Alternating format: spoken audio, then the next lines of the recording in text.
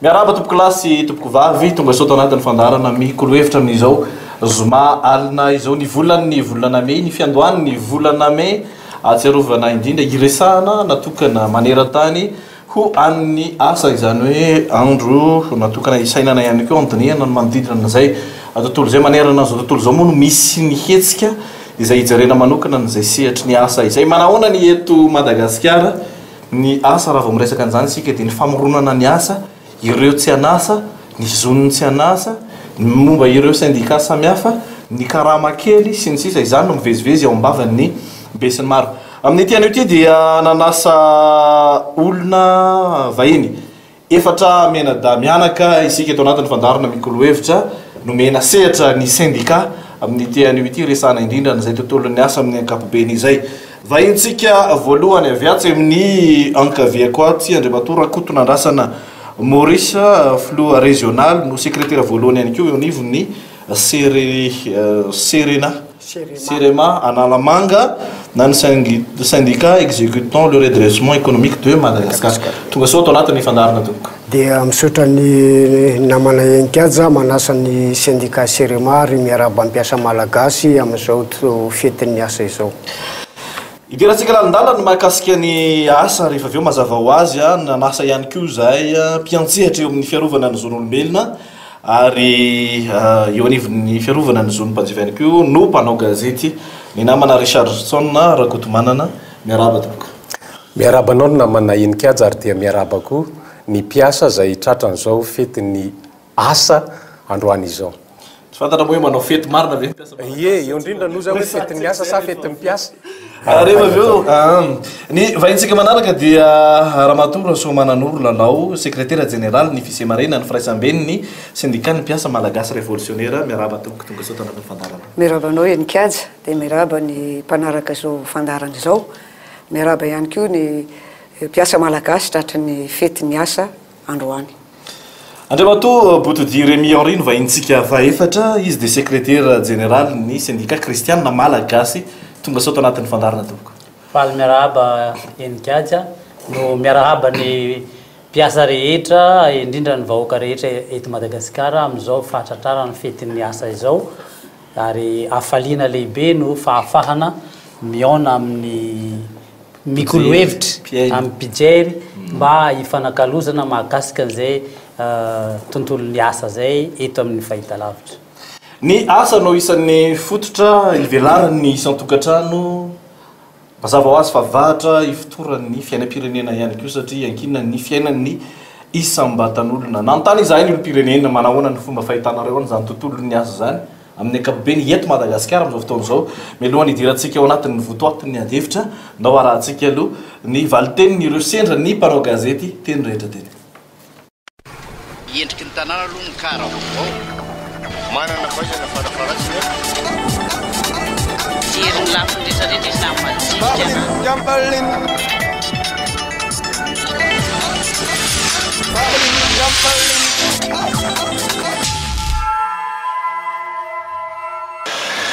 eo amin'ny ohatra hoe fandraisa karama ohatra zao zo ampiasa mihitsy hoe andre mitaky ny karamana izy raha misy ny fahatarana satria tokony hajaina koa satria raha ohatra zao ny mpiasa tara ohatra na manapaka dia efa mieno anatin'ny karamana zay dia zoany koa no mitaky an'izay amin'ny ara-potoana dia nefa tsy azo n'izay zoan'izay tsy voaja fa ohatran'ny fampirorona ohatr'izany mahazo mpiasa. Amany aloha ohatrany raha mifahafantarako azy ohatrany tsy misy an'izay satria betsaka na ny mpiasa majinika sy ny alina rehetrarehetra na amin'ny toerana ny menomenona mikasika an'izay le zoan'izay. Amiko aloha dia mampalahelo ny mpiasa malagasy fa tena efa mizaka tirany aina satria efa tsy mifandanja intsony ny karama sy ny efa mividy ambany be. Raha mba misy zany ny hevitra amiko dia mba ny karama farany ambany io mba atao ambony be ny fiakarana. Izay mba azoazo ny fiainana malagasy fa amin'izao zany tena tokotra ny gasy mampalahelo. Raha amin'ny ankapobeny aloha dia tena mibaribary fa tsy voaza miasa. Misy ohatra be zany taloha le voaka gazety reny misy tany Ambohibao talata maty reny mba mazava be zany izy fa tsy voaja mihitsy zany. Zay tena marina aloha. Raha tena tsorotsoro ny tena nefa tena tsy voaja mihitsy. Tsy voaja aloha izy amin'ny ankapobeny satria le fiainana ankehitriny zany efa fitiavan-tena mipeta be zay fahafantarako an'izy. Araka ny fahitako anazy aloha tsy mizotra araka ny tokony izy satria raha mijerena fotsiny amin'ny réseaux sociaux na ohatra hoe anaty gazety dia hita hoe mitaraina foana ny olona zany hoe 6 isan-jato zany a tena mbola tsy voazy mbola kisarisary be.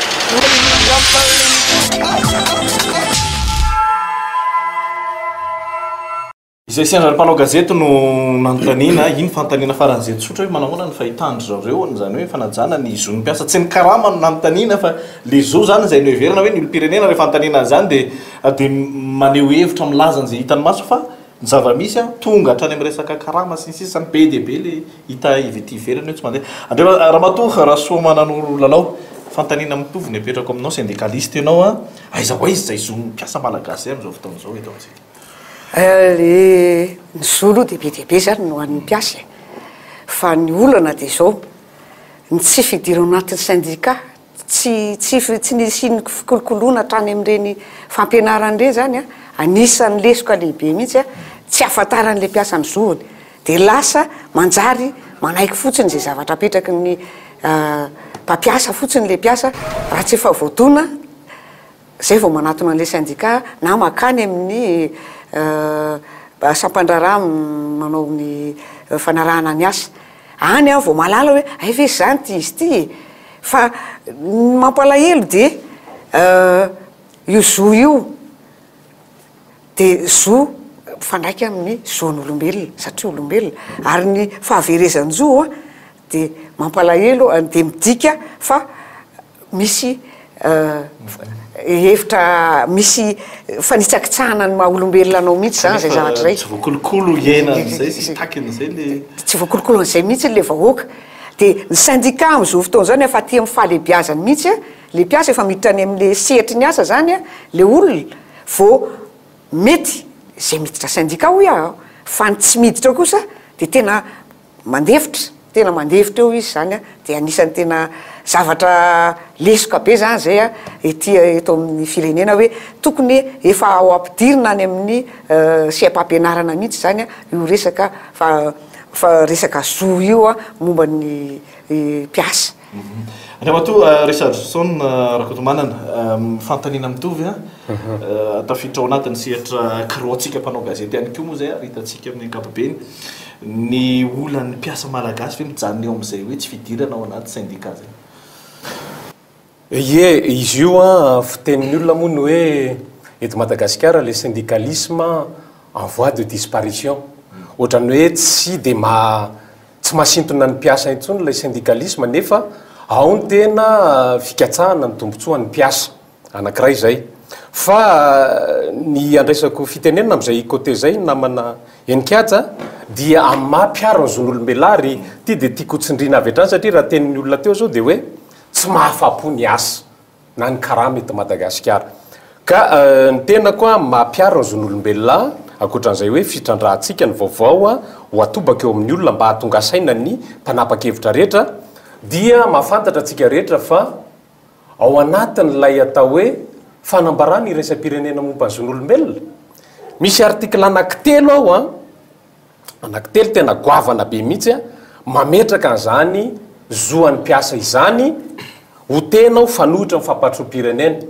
ka rehefa fanohitra ny fampatrom-pirenena ny mpiasa dia tokony ny lafiny sosialiny ny fiainan'ireo mpiasa reo ny tokony ho hatsaraina ka ary amin'ny andininy faharoa amby roapolo zany eo amin'le fanambarany irensam-pirenena momba zon'olombelona dia mametraka an'izany hoe ny mpiasa dia tokony hanana sécurité sociale tahaka izany keo amin'ny artikla fahatelo amby roapolo fa amin'ny artikla fahadimy amby roapolo tena tiako tsindrina eto a ary hovakiko fa amin'ny teny frantsay moa ty baiboly keliko ty ary tsy misaraka amiko ty a satria ty no matetika ifampiresahako amin'ny sehatry ny hainao manjery sy amin'ny olona samihafa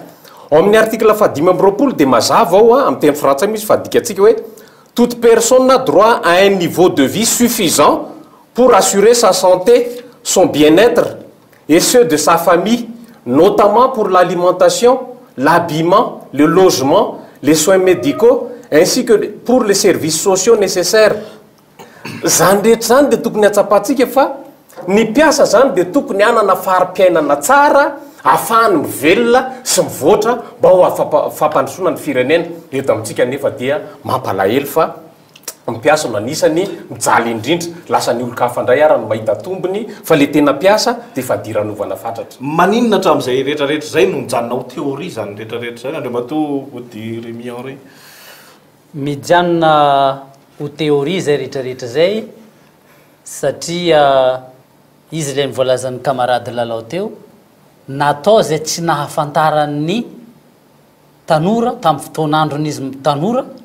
izany hoe zo ananany zany raha iresaka hoe zon'ny mpiasa moa zany misy sokajy anakiroa ny mety ho voalaza ao le zo ara-tsindikaly ary ao le zo amin'ny maha olombelona azy araka ny voalazan'ny camarade mpiaro ny zon'olombelona teo ka raha ny am'izao fotoana de marina tsisy azokianina ny tenenin'ny olona fa hoe mampalahelo fady ranovana ny mpiasa malagasy satria raha ijery fotsiny atsika am'ilay karama nampitaintaina azy teo ny famerana ny karama dia voalaza mihitsy amin'ny code de travail fa hoe tokona iantoka ny kely indrindra ilaina mba hahafahana mametra an'izay amin'ny article 55 nefa rehefa ataony fifampidinihana ny famerana ny karama eto amintsika tranganakoroa fotsiny no iezahana horesahana ny voalohany dia ny resaka inflation ary ny faharoa dia ny resaka économie ny ireo orinasa mpandoa karama ny mpiasa nefa ny convention internationale 131 milaza momba ny karama farany ambany dia mametraka étape marobe tokony apetraka ahafahana mamaritra ny atao hoe karama farany ambany ahafahana misitraka izay kely indrindra ilaina izay zay nefa tsy voaresaka eto amintsika ary niezahan'ny mpanao politika tsy noresahana mihitsy hatramin'izay ary zay no asa goavana ataonay syndicaliste am'izao fotoana manokatra ny varavarany ny fandinihan'ny mpiasa hoe tsy mety ene io famerana ny karamatsika io misy zavatra rehetrarehetra ka raha ho anay secrima moa zany efa nanokatra inona site web mihitsy ahafahan'ny mpiasa rehetrarehetra mamantatra ny manodidina ny karama dia mitsirika ny atao hoe votre salaire.org Madagascar ny mpiasa ao ny lalàna ao ny convention collective ny question rehetrarehetra magnodidina io karama io andriamato rakotanandrasana Maurice araka ny voalazany namana rehetra teo moa dia tsisy madilana ho tetenina fa tena marina dia marina fa ny zavatra songadinina kely anampy an'izay dia ny tahotra ny mpiasa hiditra ny sehitra ny syndicat anisan'ny fototra lehibe anararota amin'ny mpampiasa azy ao anatin'le famerezana ny zony izay tahotra ny mpiasa zay zany dia tokony esorona mba tsy ahafahan'ireo mpampiasa azy manararoatra n'izay tsy fampiarana ny zony zay ka ahafahany miteraka fijaliana sy fimenomenonana eo amin'ny sehitry ny asa zay raha tsika mahita ny fahasarotana fa taratry ny raha-pirenena any koa ny fitotokotokana ny farim-piaina ny mpiasa ka dia hita mihitsy zay tsy fanarahan-dalàna noho ny fanararotan'izay le izy ane fantatra ohatr'izay daholo le théorie fantatra hoe zay zany izy io fa maninona nefa mbola azao zava-misy am'le tontolon'ny asa fa maninona ny ohatrany hoe tsy ahitana vahaolana le savy hoe tena le efa syndicat mihitsy nefa malemy nareo mihitsy nefa tsy fototra tena hoe tsy manana iny ahafahana mahery famorentana zany tsisy moyen de pression raha mato raha soa mananoro raha resaka momba ny hoe ny maninona ny ohatra zao ny zava-misy aloha dia hoe ny fanenjehana syndicaliste araka ny voalaza teo zay fanenjehana zay zany miseho amin'ny endriny be dehibe na io fandroahana avy hatrany satria tsy te halala mihitsy zany le mpampiasa fa rehefa mijoro hoe syndicaliste dia mieritreritra izy fa mikitikitika ny tombotsoany dia hitany foana ny lalana na izy tonga dia mandroaka ozy na izy manao fandroahana akolaka afindrafindrany any amin'ny toerana tsy nametrahana azy le mpiasa sy ny sisy fa ny eo ihany koa zany lazaiko zay any amin'ny lafin'ny mpampiasa zay fa aty amin'ny fanjakana koa de tena mahatsapy zahay syndicaliste zany fa na mitondra ny fitoriana fitarainana any amin'ny sampandara fanaraha-maso ny asa zany zay de tena tsy tonga mihitsy ny mpampiasa fatany hoe tsy nanao ninina izy fa tonga ny convocation avaty araky ny fitaraina ataonay de hoe araky ny article zao de tsy fahatongavan'oatra zao de midika fa nandrika lalàna ianao zany hoe ny raha tsy tonga manatrika an'le fiantsoana fampiantsoana izy zany tsy tena tsy tonga mihitsy le mpampiasa kanefa de PV de carence no ataon'ny fanjakana zay aloha de anankiray anisany tena mamaivana an'le fitoriana zany de zay no tsy raha iny le mpampiasa n'le fanjakana zany zany a anisany tena lesoka lehibe nefa ao anatin'ny code du travail de tena mametraka mihitsy ny hoe rehefa tsy tonga izy a de misy tokony mise en demeure tokony atao amin'ny zareo mpampiasa reny fa tsy manao an'izay tsy tonga am'izany de nefa ireo mpanara-maso ny aso ireo zany a efa voalaza fa ao anaty fehezan-dalàna fa omena fahefana betsaka mihitsy izy a mba hahafana manao an'le fitsiriana any amin'ny orinasy tsy fantatro na no tsy fananana le fitaovana hoentina manatanteraka ny asa na ninona no mahatonga an'le tsy fahavitan'le izy fa de nivokany aloha de zao hoe sady voadony zay ny ampampiasa voadony zay ty amin'ny fanjakana sepotra le syndicat sepotra le mpiasa andriamatao posidire ararotiko zay fitenenana zay satria inona moa ny tiako tenenina ny fampiaran-dalàna dia tsisy tompony ambony ny fanjakana andraiky ny voalohany zay protection de la loi nefa ireo lalàna zay apetraka reo mihitsy no tsisy mampiatra izy tenenina teo hoe misy ny PV d'infraction izay efa mitovy amin'ny fitoriana efa hatrany amin'ny fitsarana mihitsy zay nefa inian'ny mpampiasa tsy ho tanterahana marina ny teninao hoe mety hoe malemy ny syndicat nefa midika ihany koa fa ny fanjakana mihitsy no malemy io code de travail misy amintsika amin'izao fotoana efa mahery ny 10 taona no nisiany mbola be dia be ny décret d'application tokony ampiarahana amin'io tsy namboarina tsy navoaka fa mbola miaina ny décret ny instruction mbola tagny amin'ny 1958 1952 no entina mamehy ny tontolon'ny asa ito amintsika ka tsy mahagaga raha ohatra ka hoe hita hoe mitavozavoza zay moa zany no mahatonga amin'izao fotoana hoe ny fiainana ny ara-tsindikaly ito amintsika dia miezaka mampiatra ny droit international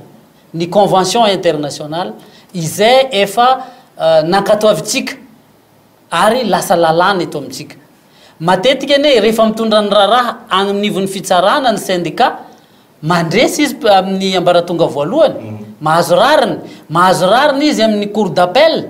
fa matetika koa agny amin'ny cassation raha vao azy le zavatra ary misy témoignage mihitsy ny olona voan'izay lasa ny sainy no voadona zay de manambara le tsy fahombiazany le fanjakana mamehy ny fitaovana apetraka eo am-pelatanany hoentiny miaro le mpiasa nefa inona iza moa ny mpiasa ny mpiasa no singa iray andraindray ny fanjakana ampiakatra ny toekarena nefa raha ny politika hoentina misahana ny asa tsy misy eto amintsika ie ny zavatra tsapako amin'izy io a taloha dia anisan'ny société civile natanjaka be ny syndicat ary tena ie taminareo kely ary tamin'izay mbola tany tanora tena natanjaka mihitsy ny syndicat raha vo mihetsika ny syndicat de manatanteraka avy hatrany ny mpampiasa zany ny tsapako ankehitriny mantsy ny société civile akoatran'le hoe le fikambanana société civile ankehitriny le hoe mpiara-zon'olombelona dia eo koa ny syndicat zay société civile fa izy io samy marefo daholo ankehitriny ary eo anatrehan'le tontolon'ny asa koa miavitsy ny asa ankehitriny le famoronana asa zany tena tery de tery fa tadidiko tamin'ny taona fitopolo tanina tamin'ny taona valopolo a de ohatrany hoe ny asa ndray ara ndraindray mitady olona tadidiko tsara tamin'izay mbola mpianatra ohatrany hoe zany mitady olona technicien zany manana diplôme technique les scientifique scientifique tadiavina be mihitsy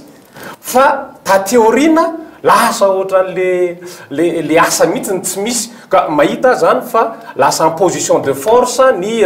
mpampiasa ankehitriny na mpampiasa amin'ny orinasa tsy miankiny io a nangamba koa ny fitondram-panjakana satria ny mampalahelo a taloha tamin'ny androny tsirano tamin'ny première république a de raha vo mianatra ny tanora isika tanora zany ny ankizy io zany a de efa mietrehitra hoe raha vo mahazo diplôma de hiasa oramsena madama na rasazy na dokotera zany ny zavatra nisy fa ta théorina ohatrany lasa tsy asa tsy fantatry hoe le fanjakana koa ny lasa tsy mpampiasa itsony nefa za mbola mietrehitra ny namana enikaja sy ny namana syndicalista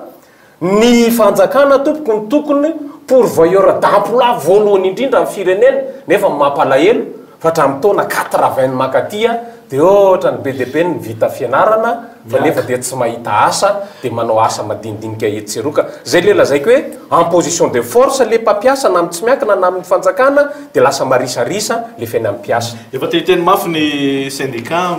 misehatra eo amin'ny resaka redressement économique mifandray amin'izay resaka sokobe Richardson zay ty verina kely ato amin'le andraikitry ny fanjakana iarahantsika mahalala fandralam-panondrinana izay enana am'izao fotoana zao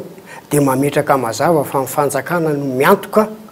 ny fitoniany ny mpiasa rehetrarehetra sy ny zon'ny mpiasa amin'ny fitaovana eo ampelantanany inona moa reo le fitaovana eo ampelantanany ao le ministera misahana an'izany ao reo ratsa mangaiky eo ambanin'le ministera zay ampiasainy manatanteraka an'izany araky ny voalaza teo de hoe mpanaramaso ny asa raha ilaina ihany koa de eo ny gendarme sy ny polisy mahagaga nefa fa ireo fitaovam-panjakana hoentina etoana ny zon'ny mpiasa reo a de tsy mandray ny andraiky ny araky ny tokony ilana azy tsy mahagaga raha mivarina sy mitsitsoroka ambany de ambany ny zon'ny mpiasa satria le fanararotana ataon'le mpampiasa zay manana ny fitaovana ngeza be de mivola zany a sy le fahefana noho ny tsy fananana de mamevana azy anoanao foana ka le mpiasa no milanja ny vokany vahaolana zany de tokony samy andray ny andraiky ny tanteraka le tompony andraikitra ara-panjakana mba hahafahana mifeny ny mpampiasa zay tsy tokony hampiatra ny heriny eo an'le mpiasa isatsokajany zay angamba ny zavatra anampy kely ako angamba ny ianikaja ny tiako anampiana de zao ohatran'ny tonga de lasa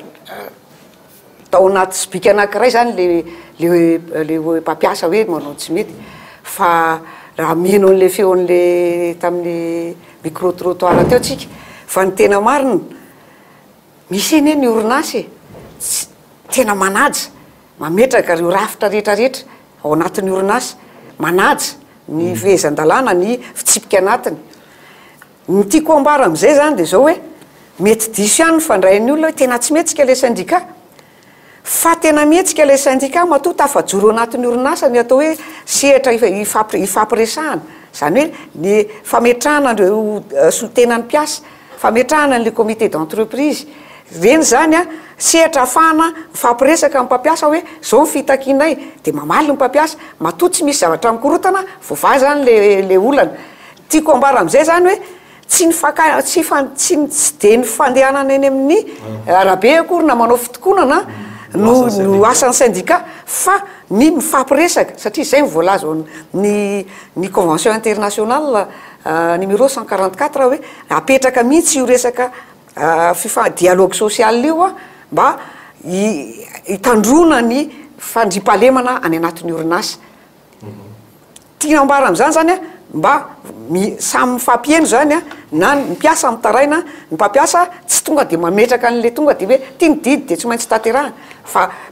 mahititsika fa misy orinasa mandeha milamima rehefa tafapetraka reo rafitra reo ny zava-misy am'izao fotoana zao de hoe ahoana ny fomba tonga ny fiarahamonina na ny tontolo iainana eny anivon'ny orinasa misy am'le asa efa misy am'izao fotoana zao zany mba farafarantsiny reo olona efa miasa reo mba hoe araky ny tokony ho izy ny asany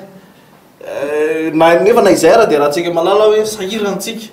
na ireo efa miasa azy ndao resahana ny ohatra hoe ny zone franche ireo le olona miasa amin'ny sonoro zay mpanao gazety dia tena mahazo fitarainana maro zany tena tsy misy ve zavatra tokony no azo fanjakana atao anatsarana zany le fiampiaina le mpiasa am'izao fotoana zao Sobe Richardson am'le efa miasa am'izao fotoana zao ia misy eo am'le lazaiko hoe en position de force ny mpampiasa ankehitriny am'le hoe vitsy ny asa azo mena fa faharoan'izay koa eo am'lay fepetra mihitsy mametraka an'le hoe salaire de base na hoe le SMIC io no hitako tena fosotra mampahantra ny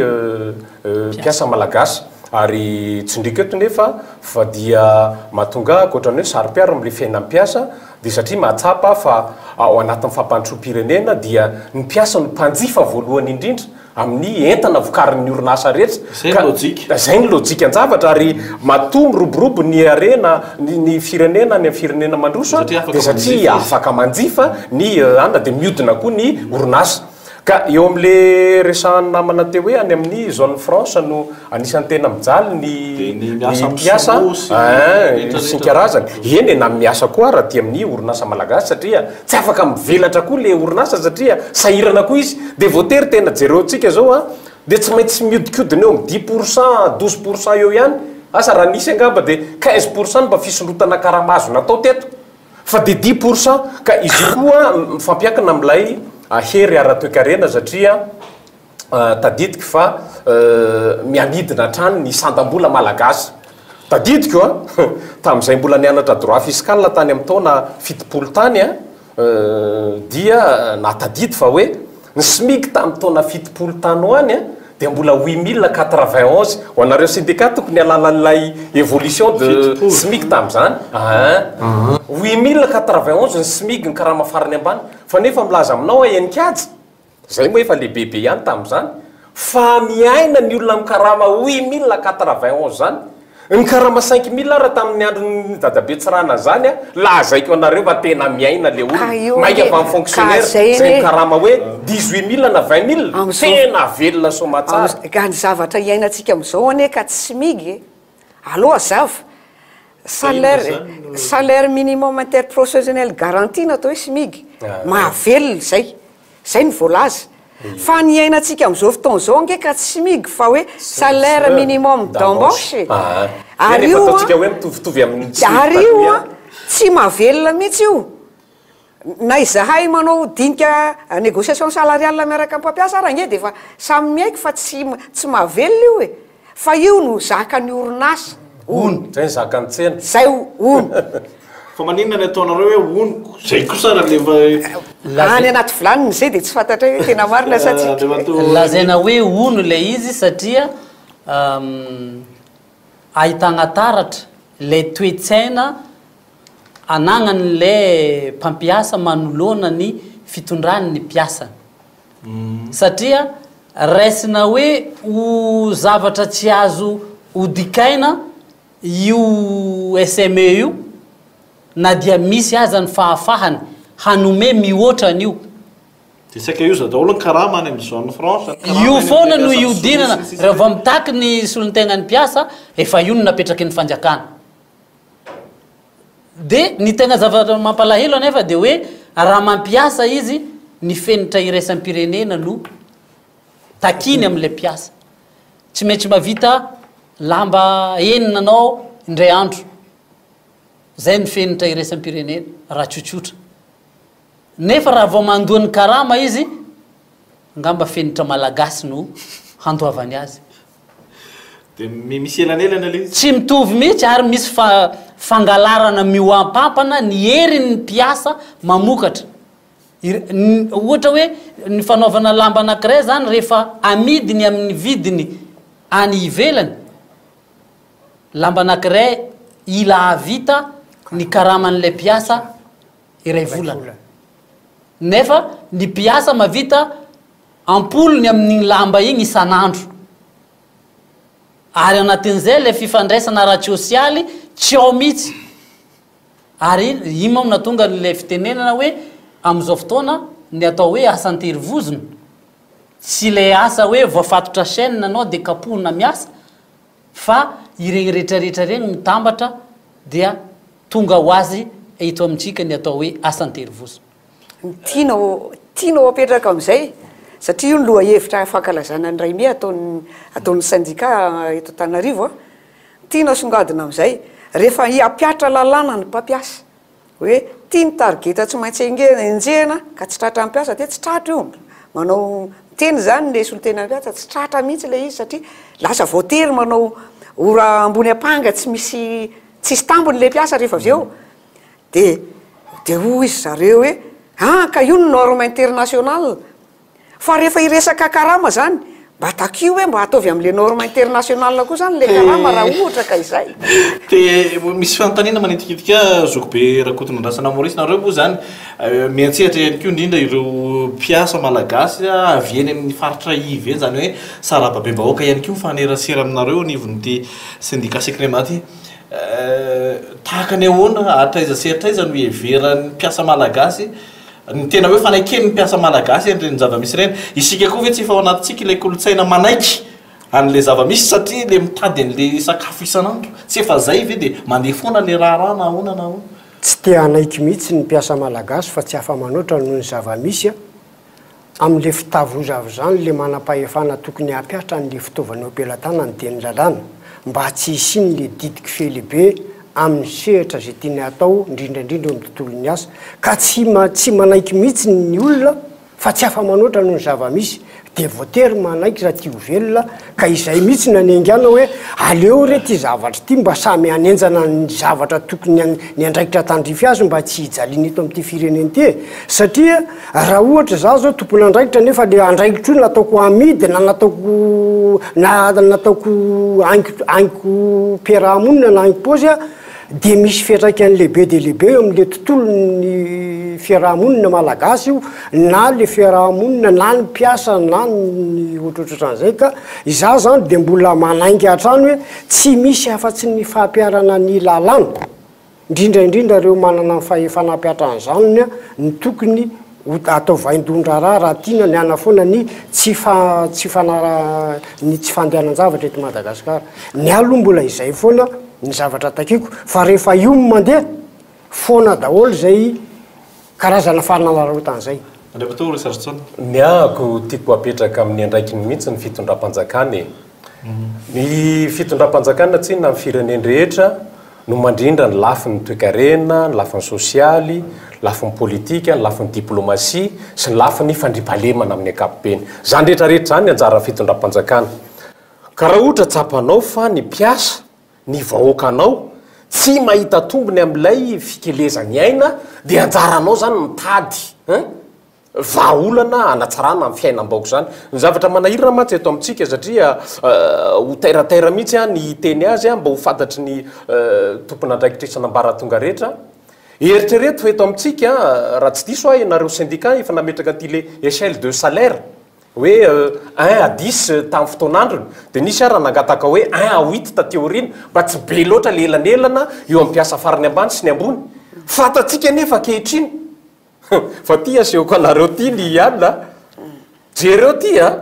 salaire des ministres navoaka ny gazety maromaro va reto moa no entiko salaire des ministres 30 millions FMG par mois le salaire tena anina fotsiny io zany sy le ndamin'ny teo anatiny akoatran'izany mety hoe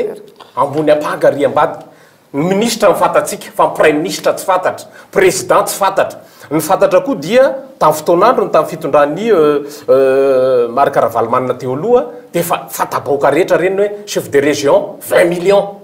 asa koa ny DGN Bianco tamin'izany asana 20 millions na 25 millions zany hoe be loatra le elanelana eo amin'ny karama eto Madagasikara de miteraka hoe tokony ohatra hoe raha ienikaja zao no omena karama 25 millions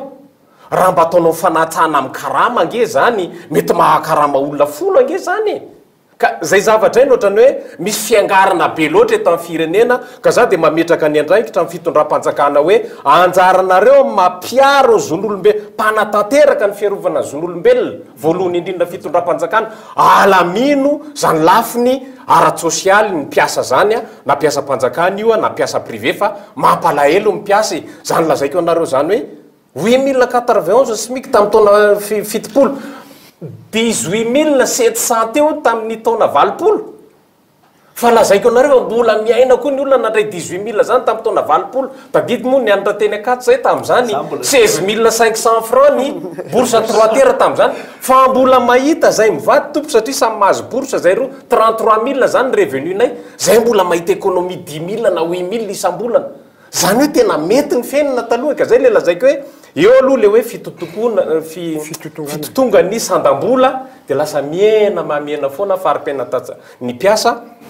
vatsara fitondram-panjakana no mandrindra zany lafiny rehetra zany za ty teny hoe raha ohatra ndraika ny asa atao amin'ny tantsaha zay maro anisy eto amintsika ny tena apetraka hoe tena asa tsy hoe tsy asa kory ny hafa fa raha ireo ny tena apetraka ho tena asa ka ampidirina anaty syndicat sy ny sisa mety ohatra ny ahoana indray mety endrika isy ahoan'izay eo indrindra le tiako iresahana satria ny resahana hatramin'izay zany dia hoe mpiasa mpikarama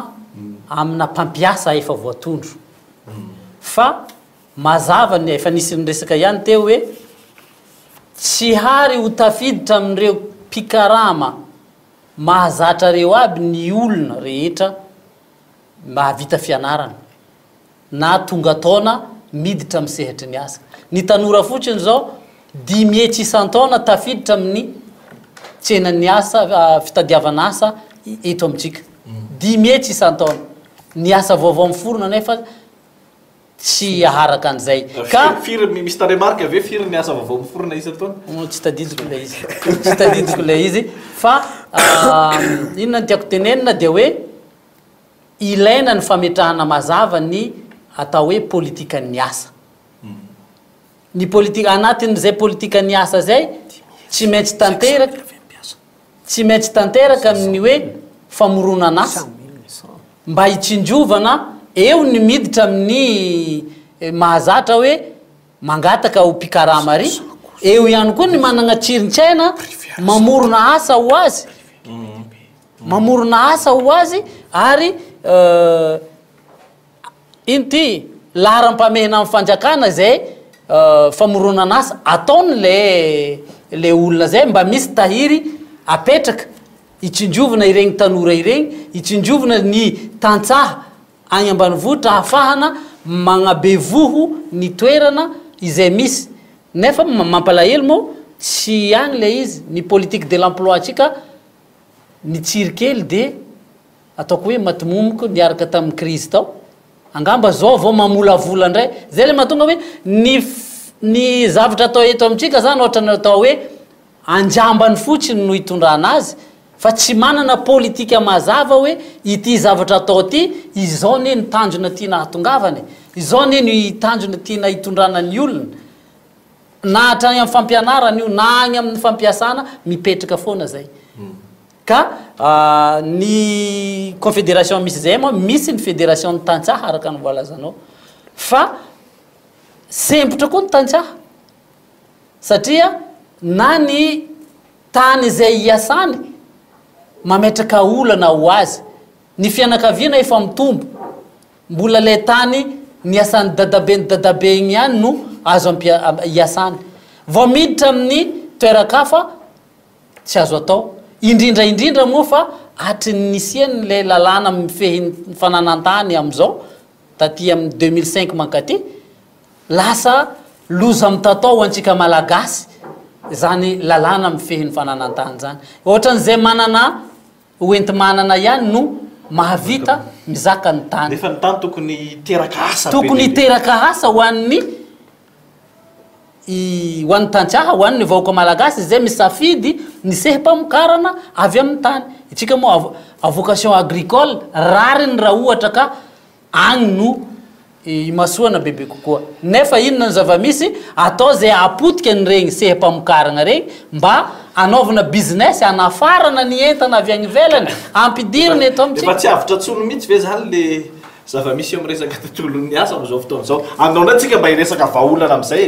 andao alohan'ny vahaolana aloha enikaza ohatrany miresaka tany manko tsika ny namana Remiry ny teo de manana olana zay fisemary fa efa nilazaina ihany zany izy tamin'ny fotoanandro ny antsona mpanao gazety de efa miparitaka fa fotoana angambo zao ametrahako kely le izy hoe tany efa nomen'ny commune ho an'ny Fils et Marie tamin'ny enina amby valopolo 700 ary nahazo fanomezana lalana anangana trano sy nafahana hoe nazonandrahona lalana hipetrahana kanefa amin'izao fotoana izao dia lazainy n'olona anankiray fa nividiny tamin'ny commune indray ka mangataka ny fanalanana izy eny amin'ny tribonaly sy ny androtanana amin'ny trano io zavatra io zany a resaka tany io zany tena manahirana mihitsy eto Madagasikara zany satria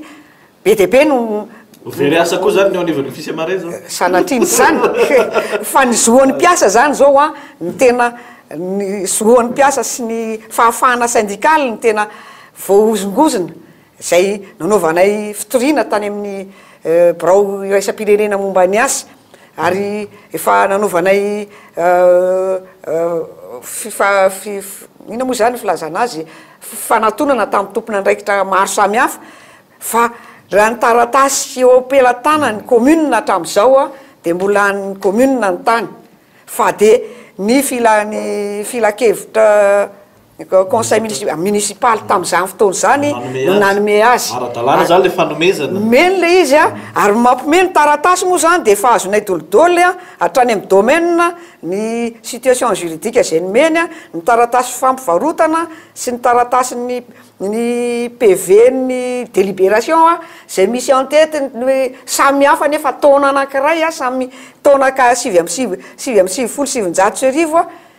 nefa tamin'izany fotoana zany zay dia samy hafa indray hoe tanindrazana fandrosoana sy any indray hoe tanindrazana samy hafa zany le fitiavana sisisy dia eo a no mametraka hoe ty resaka fananatany ty anozongozonana ny Fils et Marie zany a dia anaovanay antsoavo amin'ny tompona ndraiky mpanjakana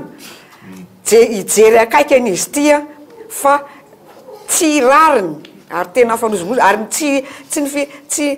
ny Fils et Marie rery ny aran'le izy a fa zao zany zay vao mahita profo hoe manana profo mivaingana hoe misy marina zany le fanodikodonana tany any ambadimbadika any fa manana profo zay a hoentinay zany a efa ny fitsarany somary nivoaka kely izy fa ao anatin'le sehatra syndicaly tsy madaholy any moa zany miaino ny zoky be Richard Tsontsika sotomoko ny sain'ny mpijery atsika akoatratsika dimiana damy resaka eto nisy namako zay avy any a Suisse dia nitondra boky izy mpiarony zon'olombelona moa io olona io dia nitondra boky izy revalizy dia rehefa namaky azy tany an-tranony dia makao izy boky tianao eo dia nosonareo boky nafinaritra indrindra tao anatin'le boky noetiny satria maro karazana be le boky dia ty le boky ty hoe les droits de l'homme et la lutte contre la pauvreté. Ty boky ty zany dia boky navoakan'ny Haut Commissariat des Nations Unies pour les droits humains. Tena tiako be ty boky ty satria zao tsy afaka miteny mihitsy ianao zon'olombelona raha tsy ny fari-piainan'ny olona na ny zoa-makasin'ny olona no mipetraka amin'ny toerany. Ny tianao tenena hoe tsy voahaja mihitsy zon'olombelona zany tena tsy voahaja rahalahy tsy voahaja zany lahy mampalahelo dia zao zay le lazaiko zay hoe lavitra koa zon'ny mpiasa ao anatiny zay indrindra satria le mpiasa ma tsy misy karazany asa na ataoko hoe andraso hitanisa mpiasa ambirao mpiasa tsy miakiny io dia mpiasa mpanjakana fonctionnaire dia misy mpiasa any ambanivohitra mpamboly misy koa ny mpiasa atao hoe mpanjono misy mpiasa mpiompy ina koa ny mpiasa am'raha eny zany mo mpiasa daholo zany ataoko hoe reo rehetrarehetra reo zany dia tena tsy mba misitraka ny ezaka ny herin'ny tenany ilaza aminareo tamin'ny taona 2013 iny dia nanao fanahinina mihitsy mba nidina tany atsimo tany androy tsy hidika niny faritra maromaro tany zavatra voamarika satria malaza be tsy nano hoe mijaly kere maintany tsy misy rano hoe mainanta jereko zay lalana lalovako rehetra tompoko tena miasa le vahoaka mamboly ny olona miompy ny olona mitrandraka ny olona mitrandraka arena ambany tany ny olona fa inonozonareo zava-misy tsy misitraka an'izany fitsembohan'izany le olona fa dia mipetraka amin'ny trano tsy zarizary ny fahasalamana zary raha misy toby mpitsabona toerana lavitra be ny sekoly de ohatrany mbola reny le mbola any ambanivohitra be reny rotsopeta ny tranonena na ny rano fisotro de mbola reny hitatsy oza maintenant mialatsiny am'le fiteny a oza tsy azo ekena zavatra tahako zao e ny lalan-dratsy moa de fa iaina ny eran'ny Madagasikara zay no ametrahako hoe droit de l'homme tompoko de tsy maintsy mifototra amin'ny fanatsarana ny farim-piainan'ny olona isan-tsehatra amin'ny toeram-piasana ka raha ohatra ka hoe vahoaka 22 millions ataotsika hoe olona ataotsika reny moa efa mivoaka reny statistique hoe 92% no anisan'ny mahatry indrindra au-dessus de ceux de la pauvreté fa eritrereto amin'izany le 10% nge mbola misy ko stratification hoe mety ny 1% ihany ny tena misongadina fa ny atsendelanelany ko mbola betsaka koa ny mafiady ka zany rehetrarehetra zany de apetraka foana hoe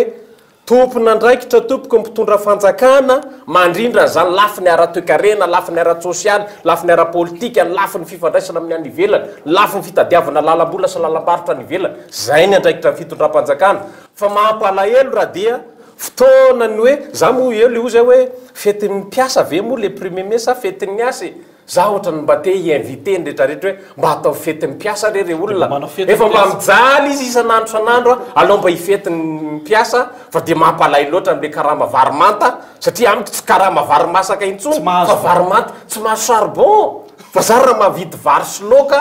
de zay de anana moa le loka am'izay na voamaina fa dia mampalahelo hoe ka zany rehetra zany hoe apetraka amin'ny fanjakana ny andraikitra fa dia anjaranareo ny mandrindra fiainaboka amin'ny ankapobeny fa maresaka vahaolanatsika andreo mato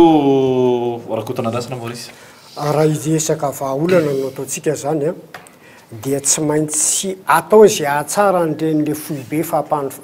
fampiofanana arakasy reny amin'ny alalan'ny fametrahana an'ireny toeran'ireny amin'ny toerany no ahafahana mamokatra olona ivonina misehatra fiariny fa ny fandiso amin'izay ny atsika satria le zekely nananatsika nompoteny raha tsy hiteny a afa-tsy ny atao hoe INPF ilana tsiny aloha satria io ny sehatra goavana be indrindra afaka mamola vola ny mpiasa malagasy amin'ny sehatra maro io anefa de mampalahelo amin'izao fotoana zao fa mahamenatr'olona na de ilaza mombamomba azy amin'izao fotoana zao azy na tiana na tsy tiana nefa ka tea mahaolana arakasy ianao dia tsy maintsy amin'ny alalan'ireny fitaovana ireny no ahafahanao mahazo an'izay zavatra tianao atongavan'izay ka eto dia manao antsoavy hoe le ministera tompony andraikitra indrindraindrindra fa misehitry ny asa aza atao amban-javatra le fitaovana hoentina manofana ny mpiasa ireny ahafahana mahazo olona vokatra amin'ny zavatra tiana ho atao fa ny fanaovana an'ireny tsinitsinina no anisan'ny fototra lehibe mahatonga ny olana arakasa satria olona zara fa mahay miasa ataon'ny olona tsinitsinina rehefa avy eo fa tsy esy ny vidiny satria le asa takina amin'ny ary tsy haingo ka mba tsy mahagaga raha mitambozitra ny tontolon'ny asa eto Madagasikara satria le tompona andraikitra zay miantoka feny de mifanjakana manao tsinitsinina le fitaovana ahafahana mahaome an'izay vokatra tsara izay le aveo atao tsinitsinina le olona satria tsy mahaiko ka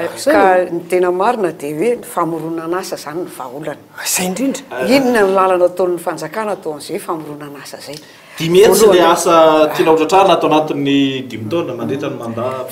fa zavatra mipetraka fanontaniana mipetraka de hoe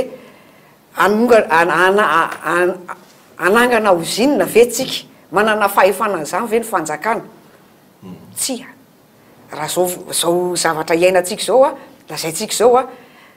de tsy manana na ny reny taloha efapotika ohatran'ny saute masiny any reny ara reny zavatra tokony hoe arenina tsisy fa zay zany anisany anankiray hoe tsy afaka anangana zay ao anatin'ny firitaona ny fanjakana fa inona kosa aza no afahana miantso ireo mpanambola ho tonga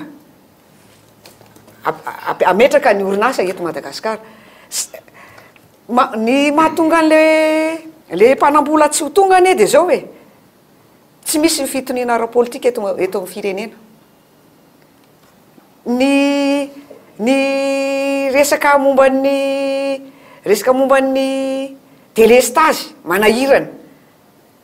misy fetraikany zany any amin'ny orinasa fa itsika zao mieritreritra ny atrano fotsiny fa nivokatra zay ny amin'ny orinasa aloha de ngeza mihitsy satria na ny mpiasa aza de voatery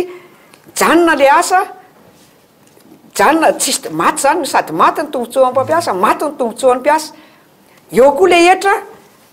dangana zay tsy izy a tsy hitantsony hoe ahoana fa reo zany a tokony hovahana aingan'ireo a ho an'ny fanjakana zany fijerynay fisemare le hoe mpanambola sy ny sisa azafady kely hoe iza tsy mbola hitafiditra loatra any amin'le mpanambola aloha nyresahana eto fa le olona hoentina hiatrika an'le tontolony asa no resahantsika mbola tafiditra any amantsika fa ny zavatra tiako asongadina mazava zany hoe na iza mitondra fanjakana ka eo rahandry androany ka onga andrakoto raha pitso tokony tsy ova mihitsy ny linina zay ny trasy andrakoto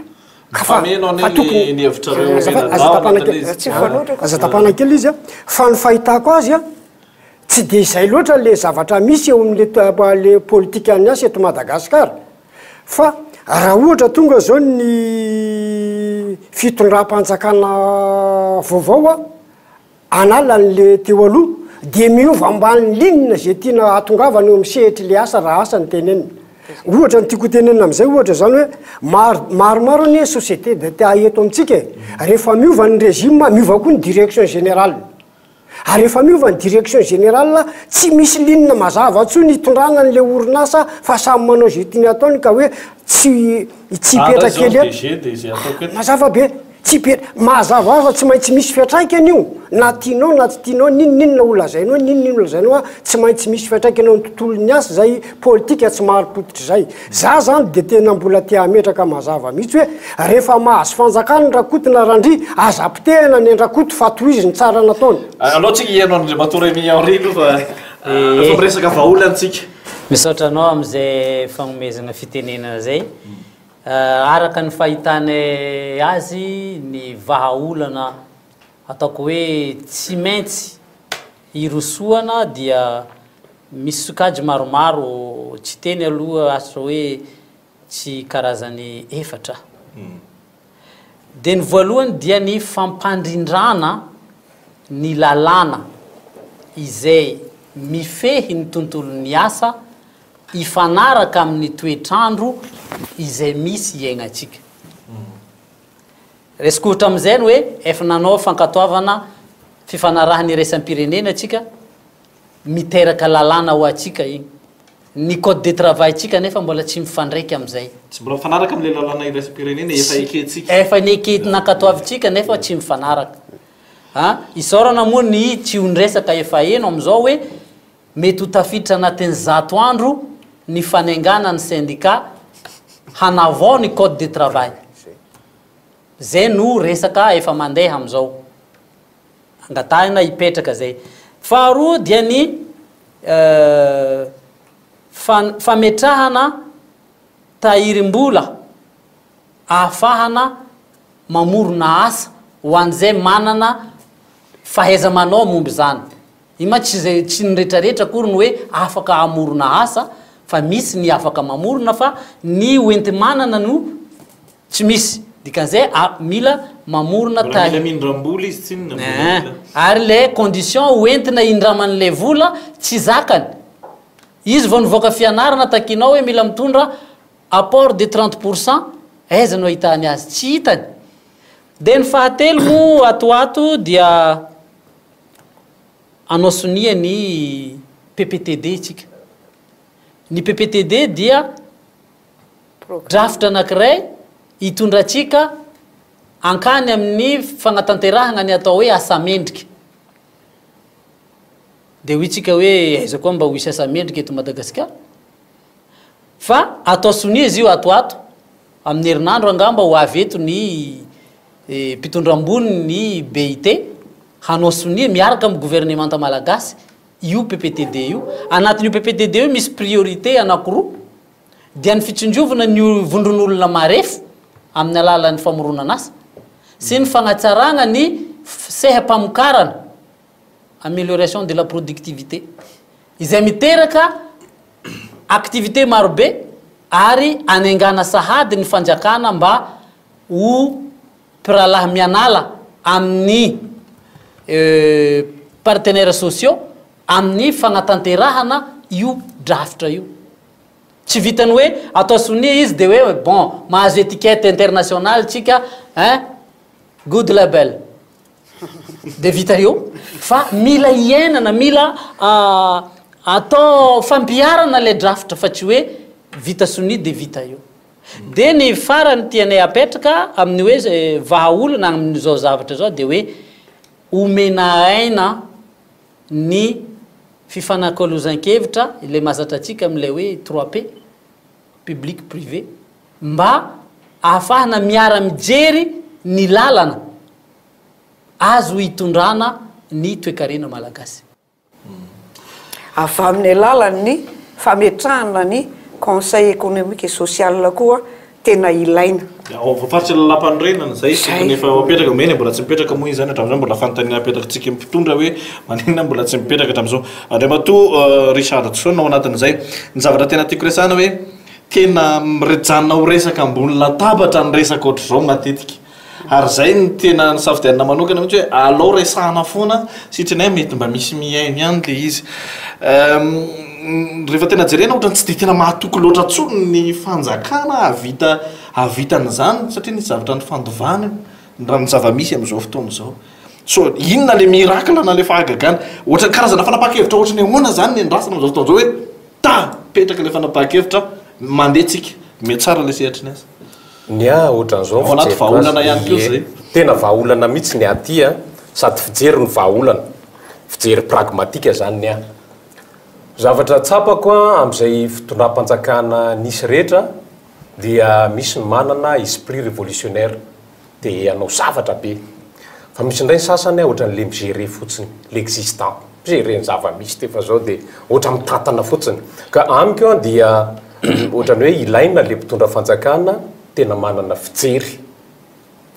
tena somary révolutionnaire eto moa ny fils et mari mbola révolutionnaire dia apetraka hoe le révolutionnaire teneny koa dia samy manova zavatra fa ny zavatra misy dia ohatrany hoe tsika tsy manana fahasahina mihitsy manova zavatra fa ohatrany hoe zay zavatra rehetrarehetra ho décidena na ho tapahana hevitra mila maka ny avia ny banque mondiale FMI ny partenaires internationaux na bilatéraux na multilatéraux zany rehetrarehetra zany tsy mety ka zao ny sosokevitra rehefa anao nge manana hevitra tena mafonjy na le partenaire anao raha resy lahatra hoe tena resy lahatra anao am'zany hevitra zany ampinay arak'izay fa rehefa tsy manana hevitra mafonjy anao de ny olona manome hevitra ohatra fotsiny zao ny any ny sosokevitra ary nisy fotoana efa nionako tamin'ny DG ny impôt tany amin'ny taona asana 2002 na 2004 zay miproposé tam'izay hoe inona ho am manakana anareo monsieur le DG raha manao politika fiscale nareo mirindra tsara satria tadidiko tsinona tamin'ny première république nandeha tsara ny fampidiran-ketra amin'ny fanjakana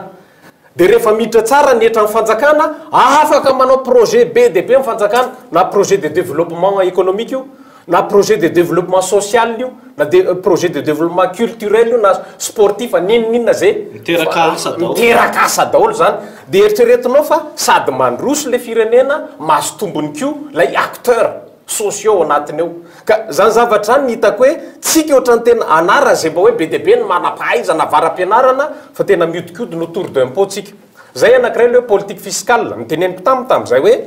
raha manana vision tsara nareo de zao mametraka ianareo système de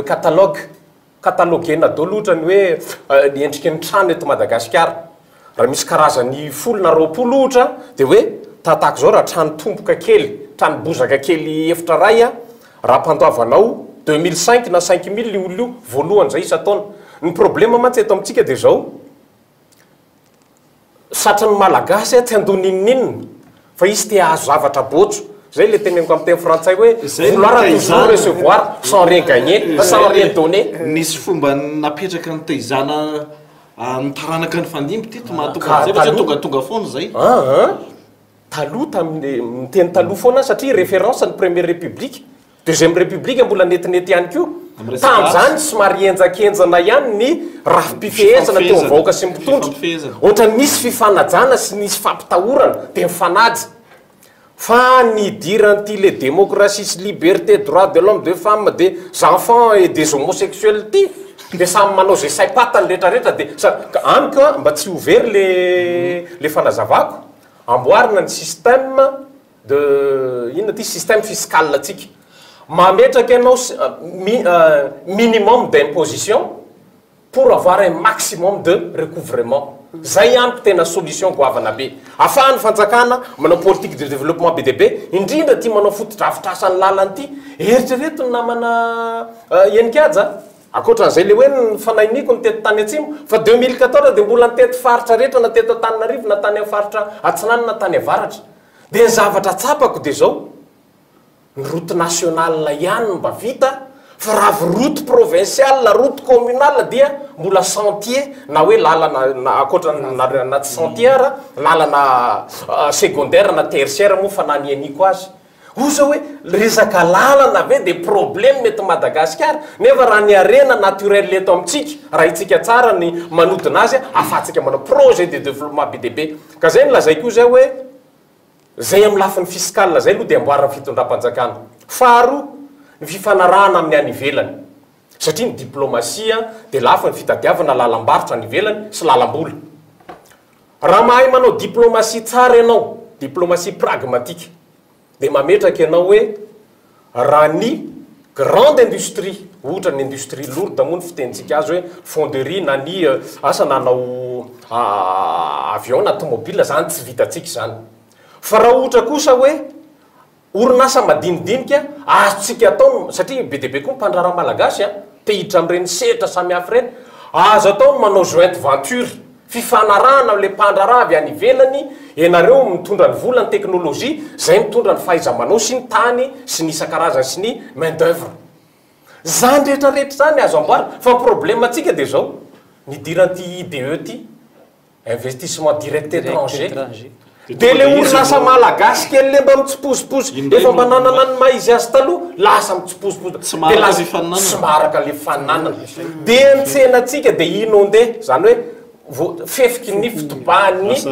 entana avy any ivelany zay mampiroborobo ny orinasa any amin'ny firenekafy fa ny atsika miapotika hatrany ka zay rehetrarehetra zay tsy ho voazava amin'ny lafiny amin'ny fotoana fohy moa zany fa c'est tout un programme de développement zay le lazaiko hoe mila mpitondra fanjakana révolutionnaire lasa mataaka ny azo ika za matongy arozolombelona namana enikajy de mametraka mihitsy aho hoe ty resaka fototry ny fiarovana zon'olombelona ty zay manatsara ny fiainam-bahoaka mpitondra fanjakana resy lahatra am'izany no tadiaviko atram'izay atram'izao mazava de mazava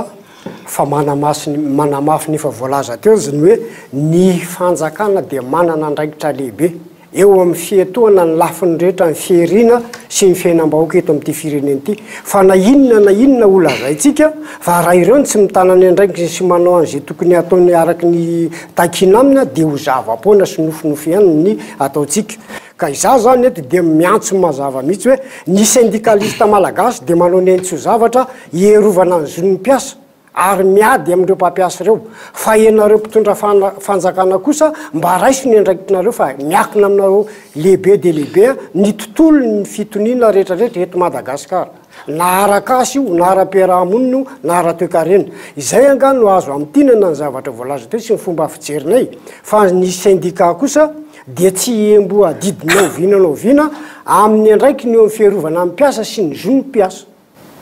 karaha mandeha ila nefa zay de lasa nofinofy ihany satria hoe inona moa zay karazana syndicat kely tsy de aninitra aninona ariko ny fanjakana anaiko ary misy ary reo mpamatsy vola reo mpampiasa vola ivelany reo samy teny an'izany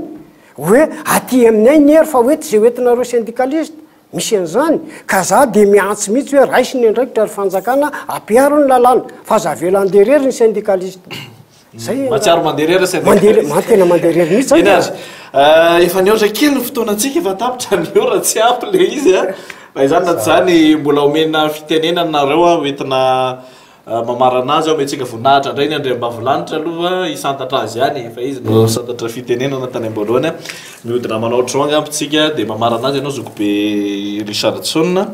eo amin'izay tontolon'ny asa izay moa ny mitondrantsika ny adevitra hatrany am-piandohana dia ny hoe fomba ahoana inona ny zava-misy ary ahoana ny vahaolana eo anivon'ity sehatry ny asa eto amintsika ity saika noresana avokoa ireo antsipriany rehetra mahakasika an'izany ndao ary atao hoe manoloana ny mpiasa malagasy isika ary manoloana tompona andraikitra misy mijery ny fandarana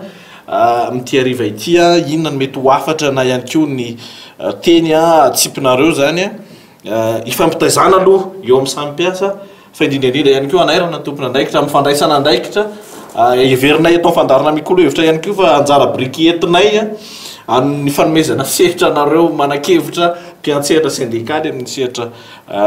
sahala amin'izao ramatoa rahasoa manan'olona lao manomboka azy dia manaraka sika avy eo dia mamarana azy Zokobe Richardson. Ny afatra wapetraka zany ho an'ny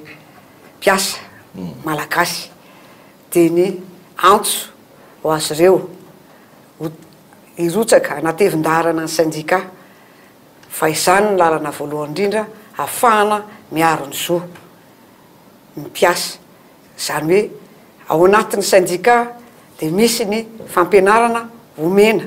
ireo solitenany mpiasa ireo komitiny orinasa ireo dia olona solitena avy aty amin'ny syndika natao hiaro anareo ka noho izany mirotsoa ao anatin'ny syndika fa ao no ahafantaranareo ny zonareo zay vao osihosy tsy afaka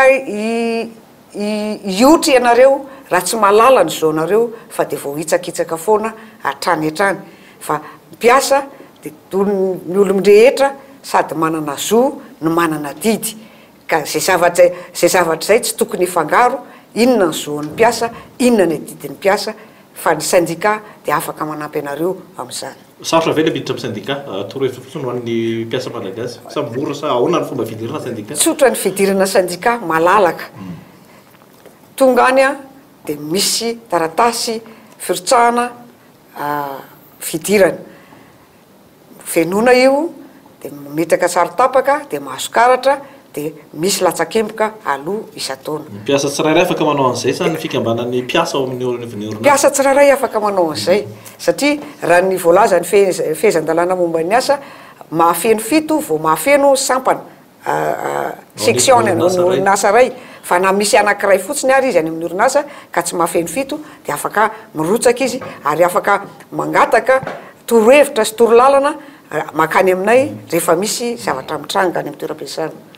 Saotra tompoko mamarana ny anjara fitenenanao ianao Andriamatoa Bozidira Emian re. Saotra tompoko niaraka nankalaza ny fetin'ny asa atsika androany fa mananiky ny 80 taona nahazahoana ny fahaleovantena nefa voalaza teo fa hoe mahantra ny mpiasa malagasy. Mila mihoitra zany tsika iadina amin'izay fahantrana zay ka anisan'ny fiadina amin'ny fahantrana dia ny fialana amin'ny abadoana. Ny syndika zany no sekoly ny fiainana ho anao zay efa miasa, ho anao tonga taona ka manentana anao hiaraky hitsangana amin'izay syndika zay. Zay moa dia voafetrany fifagnarahana iraisam-pirenena laharana fa 7/20 la liberté syndicale. Voafetrany fifanarahana iraisam-pirenena amin'ny 7/20 droit d'organisation. Ny mampalahelo anie dia hoe itsika mpiasa no miahitra ivondrona amin'ny alalan'ny syndika fa ireo mpampiasa rehetrarehetra hitatsika io manana ny vondrona hiarovany ny tombotsoany izy ka magnentana ny mpiasa mba hanamafy zay firaisan-kina zay miainga avy amin'ny orinasa misy azy aza mety zarazaraina aza mety ahodikodina fa ny zo maha olombelona araka ny voalazan'ny kamarady mpiaro ny zon'olombelona dia tsy azo alana aminao, tsy azo amidy ary tsy azo atakalo fa manana ny asiny igny. Ary ny farany dia ny hoe manao antro avy amin'ny mpitondra fanjakana mba aneho ny finiavana politika ary mbola io politika ihany no nahapotika izao fiainana ienantsika zao satria raha misy famohandidy tokony raisina fanapahan-kevitra tokony raisina noho mitafitry ny impact politique amin'ilay décision aleo kajinana anaty posy le décision izay mety ampanjary ny firenena ka manainga ny fitondram-panjakana mba hitsangana hiaraka hitsangana amin'ny partenairany dia ny mpampiasa sy ny mpiasa ametraka tontolo ny asa vaovao eto Madagasikara mba hitondratsika amin'ny fanatsarana ny toe-karena mahamenatra mantsy ny maheno ny filazana momba ny Madagasikara fa mahantra eo ambonin'ny arena isika ka mahamenatra zay raha ny fifampikasohana amin'ireo namana any ivelany fa tsisy olona anesotra ny fahantrana eo aminao raha tsy anao no mitsangana sy mandray andraikitra eny asy misaotra indrindra tompoko Andriamato rakotonandrasana Maurice misaotra ny namana Iankaja atao amin'ny mikolo hevitra nanasa ny syndicat maromaro zay ao anatin'ny confédération des travailleurs malagasy zay tonga eto amin'izao fotoana zao misaotra anao zay satria afaka nanio hevitra amin'ny kitsipo ny olana arakasa sy ny olana sy ny tontolon'ny asa teto amin'ity plateau ny mikolo hevitra ity zava-dehibe aminay zay ka dia isaorana aminao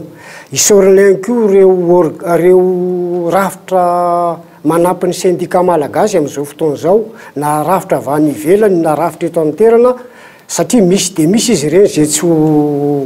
voary voatanisa fa dia raisina amin'ny ankapobeny isaorana ianareo satria manome aina sy manome asina ny syndicat malagasy manetana anareo mpiasa izahay hiditra ao anatin'ny syndicat hierovana ny zonareo fa raha tsy ao ianareo dia manderery ary ohatrany kamboty ny kamboty zany tsy misy pia fa miadika zay mahery ny mandresy mary ataon'ny olona tsy tsinona ka dia entaniny ianareo midira syndicat maro de maro izy azonareo isafidianana namanareo reny fa tsy fahavalonareo hitondranareo amin'ny zonareo feno izy reny ka aza matahotra misaotra indrindra mamarana azy Zokobe Richardson rakotomanana ye misaotra aminao namana Iankaja nanasanay tamin'ity fandarana mikolo hevitra ity fa dia tsara tokoa afahana mampita hevitra amin'ny vahoaka rehetra na mpitondra fanjakana na mpitondra fivavahana na vahoaka tsotra na mpiasana tahaka zany amiko dia mifamatotra amin'ny fampandrosoana ara-toe-karena ny fampandrosoana amin'ny lafiny ara-tsosialy mpiasa koa lazaiko eto fa mpiasa avokoa ny malagasy rehetra afa-tsy zay tsy mbola miasa zazakely voateraka tsy mpiasa fa raha vo ataontsika hoe le bebe ny olona dia samy manana ny tsanjara asa misy azy avy avokoa ka misy moa le atao hoe population active ka amiko dia io zay hoe rehefa hatsarainy le mpitondra fanjakana ny fari-piaina n'ireo le population active ireo zany hoe am'sehatra asa samy hafa na tantsaha io na mpamboly io na mpanjony io na mpitrandrakaly io na mpitrandraka arenakibony tany io na mpiasa mbirao io na mpiasa mpanjakana io rehefa miatsara ny fari-piainan'ireo olona reo dia mandroso azy ny te-karena satria zao ny tenako moa eto dia secrétaire général ny fantsifana koa dia nyteny aho hoe rehefa miatsara ny fari-piaina amin'ny mpanjifa dia miroborobo ny toe-karena satria vonina anjifa ny entana rehetra vokarin'ny orinasa izy ka amiko dia io zao hoe famatotra ny fampandrosoana ara-toe-karena firoborobon'ny orinasa mpamokatra sy ny fahatsarany ny fari-piaina ny mpiasa isanambaratongany isa-tsokajiny ka amiko dia io zao hoe apetrako amin'ny fitondram-panjakana zany na hatrany amin'ny faratapony na ny antenatena na any amin'ny ambaratonga fariny ambany ny andraikitra hanatsara zany sosialy mbahoaka zany amin'ny ankapobeny satria zarateo moa araka ny fatatry ny sasany koa dia mpanolo-tsaina momba ny serasera ny araka tamin'ny Nadina Ramarsona ny filamatray mianadahatra amin'izay dia ny hoe ahoana ny anatsarana ny sosialim-bahoaka fa io sosialim-bahoaka io ny miantoka ny fampandrosoana ny sambatan'olona ny zoamakasiny fianakaviana ary ny fampandrosoam-pirenena ka dia manatitra ny fiarabana ny mpiasa rehetra zay mankalaza ny fetiny asa androany fa dia za dia miarahaba hoe mba ankalazao koa fa fetinareo mpiasa androany ka dia misotranao indrindra ny namanenikaja ary dia manao veloma ny mpijery atsika rehetra manerana ny nosy ankalazaina arak'izay eo ampelantanana eny ary tompoko lasy tompoko vavy ny ohatra ny ora tokony arahantsika tato anatin'ny fandarina mikolo hevitra tamin'ity zomalina ity hiverina kosa fa nahafahantsika nahafantatra misimisy kokoa ny tokony atao manolona ny hoe tokony fampivoarana n'izay sehatry ny asa misy eto Madagasikara izay ny resaka rehetra ny fanaovana teto ny verina fa nisy ny voarainy tompony andraikitra isantsokajany fa indrindraindrindra voarainy nisy ambatan'olona ho amintsika mpiasa malagasy tsirairay ihany ko Andriamatoa Botodi Rémy Henry secrétaire général ny Sekrima Rosomananoro Lalao secrétaire général ny Fisimare Richardson Rakotomanana mpanao gazety miantsehatra eo amin'ny fiarovana ny zonim-panjifa sy ny zon'olombelona Rakoto Nandrasana Maurice eo nivon'ny Sekrema Nalamanga mangasitraka anareo efatra menada no vahiny tato anatin'ny fandarana mbola isy foana ny fampiantsona ny faneraserahantsika eny rehefa misy sehatra afahana mifampiresaka mitondra hevitra ho an'ny mpijery ao anatin'izay ny fandarana mikolo hevitra dia natao hifampitaizana ao anatin'ny fahasamihafan-kevitra na manoloana loha hevitra anankiray izay mety amaivaina tokony horesana ihany koa na dia lavitrezaka aza ny vahaolana hoentina manarina ny firenena amin'ny zava-misy ankehitriny dia tsy maintsy atomboka dian'izao zany isan'ny faharesena ilahatra manokana ka hitondrana ny karazana ady hevitra maro samihafa tahaka izao isaorana isika mianakavy niaraka taminay hatramin'ny farany tato anatin'ny fandarana mikolo hevitra tamin'ny tizoma ity amin'ny heriny indray ny fotoana antsika manaraka veloma tompoko lasy tompoko vavy